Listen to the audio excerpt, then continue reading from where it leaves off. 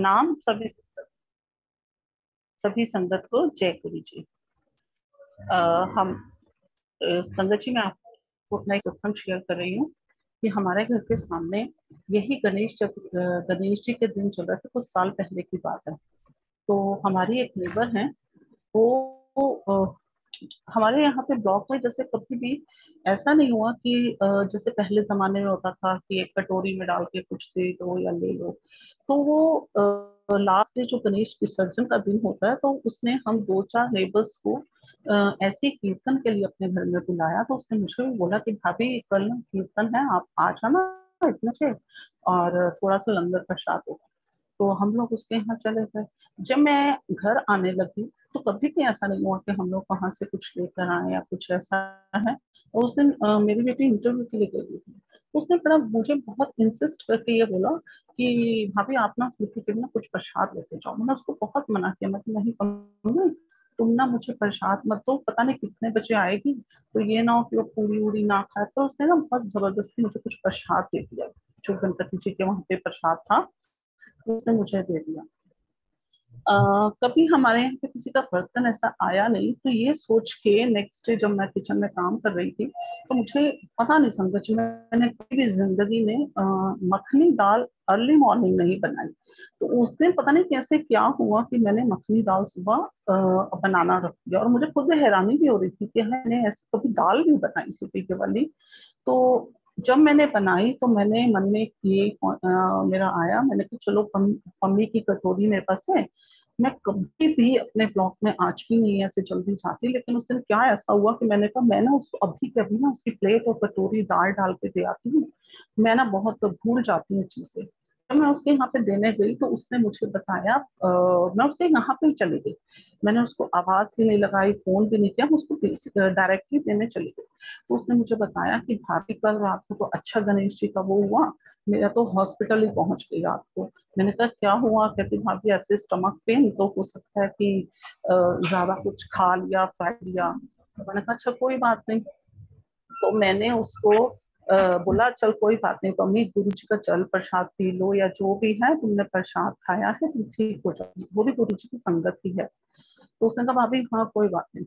संगत जी आप यकीन मानिए, जिस दिन मैंने उससे बात की, विद इन 10 डेज वो उसकी कंडीशन ऐसी हो गई। बस थोड़े से टेस्ट में ये पता लगा कि उसको उसमें गॉल ब्लैडर में स्टोन है। स्टोन बहुत छोटी सी बात होती है, ठीक है, उसका इतना बड़ा भी नहीं था कि ऑपरेट होकर निकल जाता। लेकिन विद इन 10 डेज उसको ऐसी कंडीशन हो गई, जब हम उसको हॉस्पिटल में देखने गए, लिटरली उसको रस्सियों से बांधा हुआ था, और कोई ऐसा पाइप नहीं था उसके गले में होल करके, मतलब हम लोग ना रो पा रहे थे, मतलब इतनी बुरी कंडीशन। मतलब बंदा भगवान को भी ये कहता है हे परमात्मा। तो हम लोग बस हाथ जोड़े थे कि गुरु जी इसको भी ब्लेस करो, ठीक करो।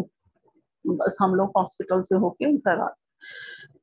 ये बात गणेश जी के बाद वो थोड़ा सा ठीक हो गई और अपने घर वापस आ गई। थोड़े दिन के बाद उसकी तबीयत फिर से खराब हुई और ऐसे ही हॉस्पिटलाइज हुई। जब वो हॉस्पिटलाइज हुई तो मुझे जैसे सुनने में पता लगा, तो मेरे ब्रदर को भी थोड़ा सा यूरिन में इन्फेक्शन हो गया था। तो मैं उस दिन जल्दी अपने ब्रदर के यहाँ रोहिणी चली गई थी। जब मैं रोहिणी अपने ब्रदर के पास पहुंची तो उसने मुझे, हम उसको डॉक्टर के पास लेके जा रहे थे, तो मैं, मेरे अंकल, मेरी भाभी और मेरा ब्रदर था। तो पता नहीं क्या हुआ कैसे हुआ, मैंने उसको बोला, मैंने कहा ऐसे करो तुम लोग ऊपर जाओ, डॉक्टर फर्स्ट फ्लोर पे था, मैंने कहा तुम लोग अल्ट्रासाउंड वगैरह करवाओ, मैं ना अभी 5 मिनट में आती हूँ। पता नहीं मैंने ऐसा क्यों बोला। अभी मैं गाड़ी में ही बैठी थी तो फोन बजा। तो फोन जो था, हमारे उन्हीं के नीचे एक घर वाले में से, हमारे नेबर हैं वो भी, उसने मुझे, उस लड़के ने फोन किया कि आंटी, पम्मी आंटी हॉस्पिटलाइज है, आपको पता है ना। तो डॉक्टर्स ने ना जवाब दे दिया, और डॉक्टर ने बोला वो शाम तक है या कब तक है कुछ पता नहीं है। तो आप अम्मी आंटी ना, पता नहीं कुछ समझ नहीं आ रहा क्लियरली, लेकिन कुछ आपका नाम ऐसा लग रहा है वो बुला रही है। मैंने कहा अच्छा। तो संगत जी जो मैं अब बोल रही हूँ, लिटरली वो वर्ड्स क्लियर नहीं थे, लेकिन मेरे गूज बम्स थे जिस तरह से वो बोल रही थी। बस मुझे समझ नहीं आ रहा वो क्या कह रही थी। उसके मुंह से एक ही चीज निकलती, गुरु जी सत्संग, गुरु जी सत्संग। मैंने उसको बोला पम्मी, जो वो भी क्लियर नहीं था, मैंने उसको एक ही बात बोली, मैंने कहा पम्मी तुम जय गुरु जी बोलो। मुझे नहीं पता उसको समझ आ रहा था कि नहीं आ रहा था, लेकिन मैं उसको हॉस्पिटल में बस फोन के थ्रू यही बोल रही थी, जय गुरु जी पम्मी। मैं सच बताऊं संगत जी, मैं उससे ज्यादा डर के खुद को बोल रही थी, हे परमात्मा जय गुरु जी। गुरु जी इसकी जो आवाज है, मतलब क्या था कि वॉइस क्लियर नहीं थी, लिटरली कोई शेकिंग था, एंड वर्ड्स नहीं थे उसमें, सिर्फ गुरु जी वर्ड्स, ऐसा कुछ था कि गुरु जी सत्संग। तो मैंने उसको एक बात बोली, मैंने कहा पम्मी, उसने मुझे फिर ये सुनाई दिया, उसने बोला जल प्रसाद, जल। अब मैं रोहिणी में थी, मैंने घर पे भाभी और संगत जी, उसके लिए हम लोग परमात्मा ने जैसे कि शुक्राना मेरे मालिक का कि कुछ सेवा बख्शी है परमात्मा ने, हम लोग जैसे सत्संग पे सेवा पे जाते थे, तो हमारे घर में उससे हम सेवा पे गए थे, तो हम लोग, मैं और भाभी, उसके लिए ना जल प्रसाद लेके आए थे। पर पता नहीं क्या होता कि जल प्रसाद उस तक पहुंच नहीं पा रहा था। उसकी बेटी को हम कितनी बार सोचते थे कि आज बोलेंगे कि जाओगे हॉस्पिटल तो ले जाना, पर हम उसको दे नहीं पा रहे थे। तो मैंने घर में फोन किया भाभी को, मैंने कहा भाभी ऐसे ऐसे ना अभी पम्मी का फोन आया था वो हॉस्पिटल से, तो आप प्लीज ना उसको हॉस्पिटल उसकी बेटी को जल प्रसाद दे दो और आप ना उसको तक पहुंचा दो। तो वो दिवाली से 2 दिन पहले की ये दुआ से, तो भाभी ने मुझे बोला सिमी मैंने तो किचन पूरी अब बाहर निकाल दी है, अब रामपति भी आने वाली है तो मैं तो साफ करने लगी, तो हॉस्पिटल तो मैं भी जा नहीं पाऊंगी। मैंने कहा अच्छा आप ना उसकी बेटी को देखो, पता नहीं ये गुरु जी की ब्लेसिंग थी क्या थी, परमात्मा के खेल परमात्मा जाने। भाई साहब ने भाभी को बोला तू ऐसे कैसे बात कर रही है, तू छोड़ इस काम को, सब होते रहेंगे, तो जिंदगी है, तू चल हॉस्पिटल चल, पहले जल प्रसाद ले और तू ना सबसे पहले पम्मी के पास जा। भाभी वहां पे जब हॉस्पिटल गई तब पम्मी का जो है ये हो रहा था, क्या बोलते हैं, पम्मी का किडनी भी फेल्स थी, और वर्ड इतना घबरा रही हूँ संजय जी, सच में वो कंडीशन आप याद करके।